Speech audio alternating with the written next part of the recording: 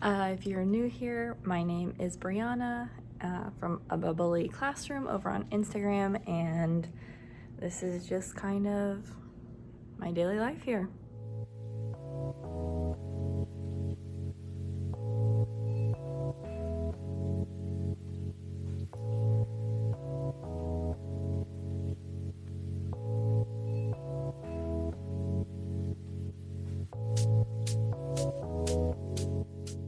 Cannot seem to remember what day it is or what I'm supposed to be doing on what days. I was doing really well with remembering, like every Tuesday this week, we start our morning meeting lesson for the week, and on Wednesday we finish it. And then this week I was like, oh my gosh, I knew yesterday was Tuesday because I knew we had to meet as a team, but it just did not register yesterday. So I'm doing it this morning, which is fine, and then we'll finish it up tomorrow. And then during math, one of my groups is moving from like addition strategies into subtraction strategies and how to kind of use them together. So thinking like fact families, part, whole, stuff like that. And then my other group is taking their unit assessment today. So I got kind of two things going on. The way I structured it to kind of help a little bit is we're still gonna do 2 lessons like normal. The one is gonna be on the addition and subtraction strategies. The other one is going to be, we're finishing up our review. And then when I send them off to take their test, then I'll have the other group work on independent work or finish task cards. I left them out from last week still because a lot of them still hadn't finished. Or if they need some iReady minutes, they can work on that. So that is what we're doing there. See how it goes. All right, it is lunchtime. I did not get to see you during planning because we have CST meetings on Wednesdays. So our team has to meet with our CST and they go over curriculum things that have come like from the county or whatever. But I always say that October is my least favorite month of teaching. If you start in August, you're probably the same. If you start in September, I'm not sure, it might be like late October, early November, but October is always like, there's always an end of the 9-week grading period. There is parent-teacher conferences, and it just starts to feel, and then like observations are happening. So it's always like August and September, we're like easing in, and then October, it's like, boom, everything starts happening. So October is always crazy, and I'm already feeling that because like my emails are ramping up. I'm not even kidding. Getting so many emails about things that like I have to be doing and I'm supposed to be doing. What am I doing? Oh, and then we're doing map testing starting next week, which we've never done before. So like that's new and scary, which I'm sure it'll be fine, but it's just one of those things, you know what I mean? Just a lot happening at one time. I have, does it tell me how many emails? 1, 2, 3, 4, 5, 6, 8, 9, 10.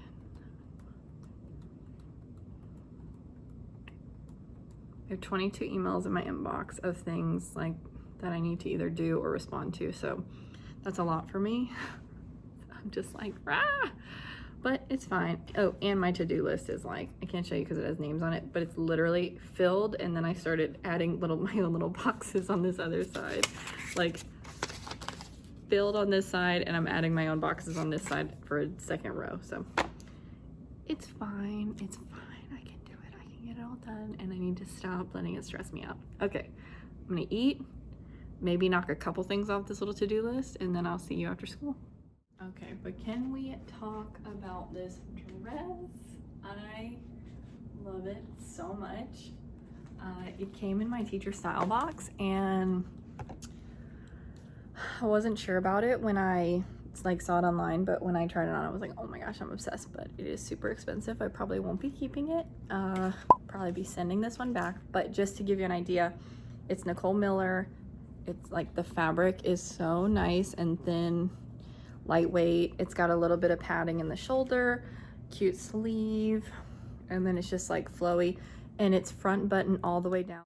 I love it. I really, really, really want to keep it, but it is a little pricey for me.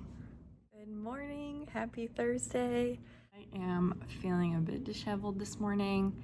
It's already 7. I got here a few minutes ago, and in a couple minutes I have to run down to our school counselor. She has just something, she needs to give me like a form or something, and that means I need to get all my stuff opened up and ready for the kids to come in.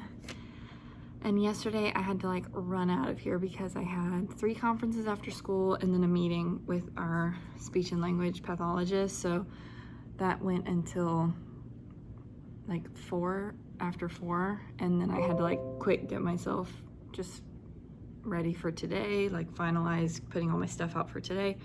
And I had a vet appointment for my dog yesterday, so I had to like, as soon as I was done with that, I had to scoot out of here to go do that. But we'll get it all caught up today. We'll get everything taken care of. I didn't get to check anything. I didn't even get to like make myself my nice piles like I like to know what I need to check this morning and what I can check this afternoon. So I'm just feeling a bit of a mess. But it's conferences week, and that's kind of what happens. Your work time is spent on a lot of conferences, so kind of set you back a little bit every day. So that's all right. I got 4 conferences today, busy day, and I'm gonna run down to our school counselor, come back, and be ready for the kids to come in. I have got to get out of here. It is 4:30, and we are going to a baseball game tonight, so I've got to get out of here. But I will see you tomorrow for Friday. I'll see you tomorrow for Friday. Today was great, and I'll talk more about it tomorrow. Bye. Good morning. Happy Friday. I am exhausted and half asleep. We didn't get home until like midnight last night. I don't know what I was thinking. I've not been to a baseball game in a very long time, and I was just thinking like, the game starts at 7:20. It'll be over probably like 9:30. We'll be home at like 10. A little late for me, but that's okay. No, midnight, y'all. Midnight. So I'm here. I actually put makeup on. It's 6:40. I got here super early, actually. Thank goodness my friend called me, because I talked to her when I got here for a little bit until I came in. And I think if I didn't, I may have fallen asleep in my car when I got here.